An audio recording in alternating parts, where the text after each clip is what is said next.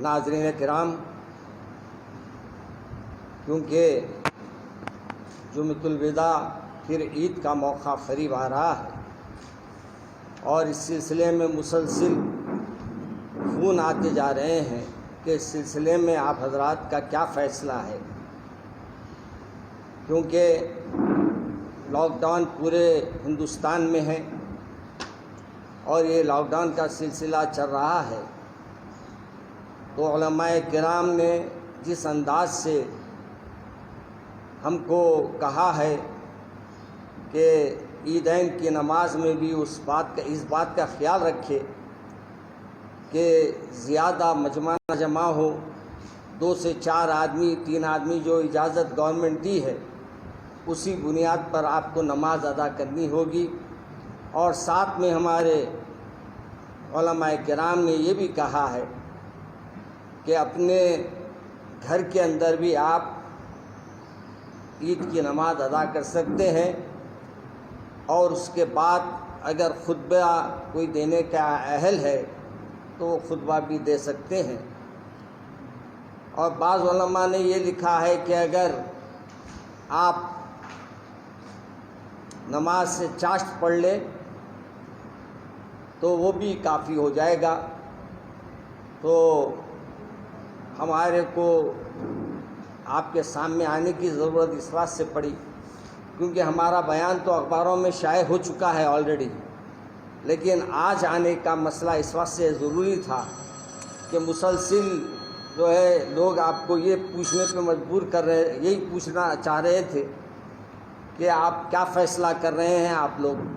اگر آپ اخبار کے بجائے ٹی وی پہ آ کر بولے وہ بہتر رہے گا۔ تو یہاں کے ہمارے مولانا مغنی صاحب سے اور ہمارے مولانا انوار صاحب سے اور مولانا ہمارے مفتی صاحب سے بھی اور ہمارے انصاری صاحب بھی موجود ہیں، ہمارے بہنوئی صاحب بھی، تو ہم سب نے یہ طے کیا کہ ایک ملاقات آپ حضرات سے رکھ کر اس بات کی وضاحت کر دیں کہ ہم کو امید ہے کہ یہ لاک ڈاؤن کے درمیان میں ہم کو نماز پڑھنے کے بعد سے اجازت نہیں ملے گی۔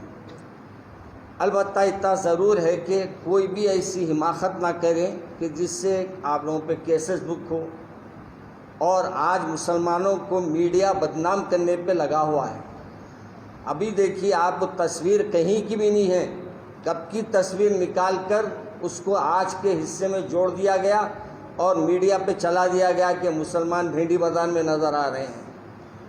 تو یہ حکومت جو ہے یعنی بعض ٹی وی چینلز ایسے ہیں جو مسلمانوں کو بدنام کرنے کی ہمیشہ کوئی نہ کوئی سازش کرتے رہتے ہیں۔ اس لیے آپ حضرات کے ساتھ مل کر یہ بات ان تک پہنچانا ہے جو ہمارے چینلوں کو دیکھنے والے ہیں کہ ہم اس لاک ڈاؤن کا ہمارے کو اس بات سے بھی خیال رکھنا ہے کیونکہ یہ بیماری کے بارے میں ابھی تک کوئی اس کا متبادل کوئی علاج نہیں نکلا۔ اگر کوئی علاج نکلتا یا کوئی ٹیکے ہوتے یا کوئی اور چیز ہوتی تو پھر اس سلسلے میں ہم آپ سے کہہ سکتے تھے کہ بھائی یہ بیماری کا علاج ہے۔ اب لا علاج بیماری ہے، اللہ سے دعا کر رہے ہیں ہر روز کہ ہمارے یہ بیماری کو دفع فرما دے۔ انشاءاللہ اللہ تبارک و تعالی رمضان میں ان روزہ داروں کی دعاؤں کی برکت سے اس بیماری کو ٹال دے گا انشاءاللہ۔ مگر یہ بھی ہے کہ ہم کو احتیاط کرنے کا بھی حکم ہے، ہم احتیاط بھی کریں۔ مگر افسوس یہ بھی ہو رہا میرے کو کہ لاک ڈاؤن کے اندر بھی ماشاءاللہ لوگ شاپنگوں میں پیچھے نہیں ہٹ رہے، اور مجھے یہ احساس ہو رہا ہے کہ بہت سے ابھی لوگ ایسے ہیں جن تک اناج پہنچنا ہے، بہت سے ایسے لوگ ہیں جن کے پاس ابھی بھی کھانے کو کھانا نہیں ہے، مگر ہم ان کا خیال نہیں رکھ کے اپنے کپڑوں پہ اب ترجیح دے رہے ہیں اور یہ کوشش کر رہے ہیں کہ ہم کپڑے پہنیں گے۔ کپڑے کس خوشی میں پہنیں گے؟ کیا ہم سے اللہ کے تبارک و تعالیٰ کا جو احکامات رمضان کے تھے کیا ہم نے پورا اس کا حق ادا کر لیا؟ کیا ہم نے اس کا حق پورے طریقے سے ادا کرا؟ پہلے یہ غور کر لیجئے۔ ہاں اگر آپ حق ادا کر لیے ہیں تو آپ کو عید منانے کا حق ہے۔ اگر آپ ابھی بھی کئی نوجوان ہمارے روزے چھوڑے ہوئے ہیں، کئی لوگ روزے چھوڑ کے اپنے تفریح کر رہے ہیں، تو ایسے لوگوں کو عید کے کپڑوں کی بڑی جلدی ہے۔ میں ہمارے وہ تمام لوگوں سے جو عید کی شاپنگ کر رہے ہیں کریے، میں نہیں انکار کر رہا ہوں میں، مگر اپنے کو بیمار ڈال کے شاپنگ کرنا کیا ضروری ہے؟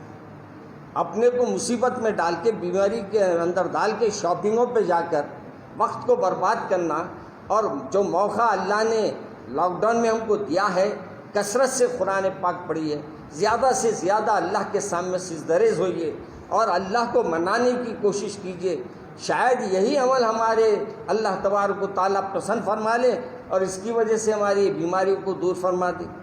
تو اس سلسلے میں آپ کو یہ زحمت دی گئی تھی، یہ دونوں باتیں آپ کے سامنے میں نے عرض کر دی ہے۔ بہرحال ہم کو لاک ڈاؤن کی اہمیت کو بھی سامنے رکھنا ہے، اور اس سے سب سے بڑی بات یہ ہے کہ کسی کا جانی نقصان نہ ہو۔ اپنی وجہ سے کسی اور کو تکلیف میں ڈال رہے ہیں آپ، تو یہ بھی غلط ہے۔ اب کس کو بیماری رہیں گی اپنی صف میں اپن بول نہیں سکتے، وائرس کس پہ ہم کو بولنے کے لیے کوئی ہمارے پاس میٹر نہیں ہے۔ بس اللہ نے کا، رسول اکرم صلی اللہ علیہ وسلم نے بھی فرمایا احتیاط کرو، اور اللہ کا حکم بھی ہے احتیاط کرنے کا۔ اور جب علماء ہمارے پورے سب سے بڑے یعنی دیوبند سے بھی مسئلے کا جواب آ گیا ہے، پھر جامعہ نظامیہ کے مفتی صاحب نے بھی اس کا جواب دے دیا ہے، اور دیگر علماء کرام نے بھی اس سلسلے میں کھل کر اپنے خیالات کا اظہار کیا ہے۔ اس لیے میں آپ تمام سے دو گزارشات کے لیے آپ سے آج وقت لیا تھا، آپ کو زحمت دیا تھا، میں آپ تمام کا شکریہ ادا کرتا ہوں کہ آپ نے وقت دیا۔ السلام علیکم۔